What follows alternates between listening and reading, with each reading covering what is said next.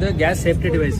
ಇದು ಯೂಸ್ ಮಾಡೋದ್ರಿಂದ ಸಿಲಿಂಡರ್ ಇಂದ ಗ್ಯಾಸ್ ಎಲ್ಲಿ ಲೀಕೇಜ್ ಆದ್ರೂ ಆಟೋ ಕಟ್ ಆಫ್ ಆಗುತ್ತೆ, ಗ್ಯಾಸ್ ಎಷ್ಟಿದೆ ಅಂತ ಗೊತ್ತಾಗುತ್ತೆ. ನಮ್ಮ ಮನೆ ನಾರ್ಮಲ್ ರೆಗ್ಯುಲೇಟರ್ ಇದಕ್ಕೆ ಫಿಕ್ಸ್ ಮಾಡ್ಕೊಂಡ್ಬಿಡೋದು. ಇಂಡಿಯನ್ SP ಭಾರತ್ ಗೌರ್ಮೆಂಟ್ ಯಾವುದೇ ಇರಲಿ, ಸೇಮ್ ಸಿಲಿಂಡರ್ಗೆ ಯಾವ ರೀತಿ ರೆಗ್ಯುಲೇಟರ್ ಕೊಡ್ತೀರಿ ಅದೇ ರೀತಿ ಹಾಕೋದು, ಆನ್ ಮಾಡೋದು.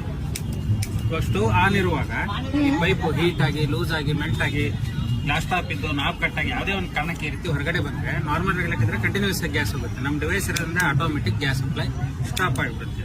ನೋಡಿ ಮತ್ತೆ ಸ್ಟವ್ ಆನ್ ಮಾಡಿದ್ರು ಆನ್ ಆಗಲ್ಲ. MCB ತರ ಟ್ರಿಪ್ ಆಗುತ್ತೆ. MCB ಹೆಂಗೆ ರಿಸೆಟ್ ಮಾಡ್ತೀವಿ ಹಂಗೆ ರಿಸೆಟ್ ಮಾಡೋದು ಮತ್ತೆ ಆನ್ ಆಗುತ್ತೆ. ಈ ಪೈಪ್ ಹಳಿದಾಗಿ ಯೂಸ್ ಮಾಡ್ತೀರಾ, ರಿಂಕಲ್ಸ್ ಬಿದ್ದು ರಾತ್ರಿ ಹೊತ್ತು ಇಲ್ಲಿ ಕಚ್ಚಿ ಈ ತರ ಅಂದ್ರೆ ಡ್ಯಾಮೇಜ್ ಆದ್ರೂ ಆಟೋಮೆಟಿಕ್ ಗ್ಯಾಸ್ ಸಪ್ಲೈ ಸ್ಟಾಪ್ ಆಗುತ್ತೆ. ಎಲ್ಲಕ್ಕಿಂತ ಇಂಪಾರ್ಟೆಂಟ್ ಮೇಡಮ್, ಸಿಲಿಂಡರ್ ಇರ್ತಕ್ಕಂಥ ವಾಷರ್.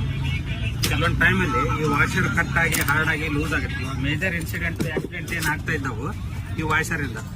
ವಿತೌಟ್ ವಾಷರ್ ಯೂಸ್ ಮಾಡಬಾರ್ದು. ನಾನು ತೆಗೆದಿದ್ದೇನಂತ ಈ ವಾಷರ್ ಕಟ್ ಆದ್ರೆ ಈ ರೀತಿ ಲೀಕೇಜ್ ಆಗುತ್ತೆ.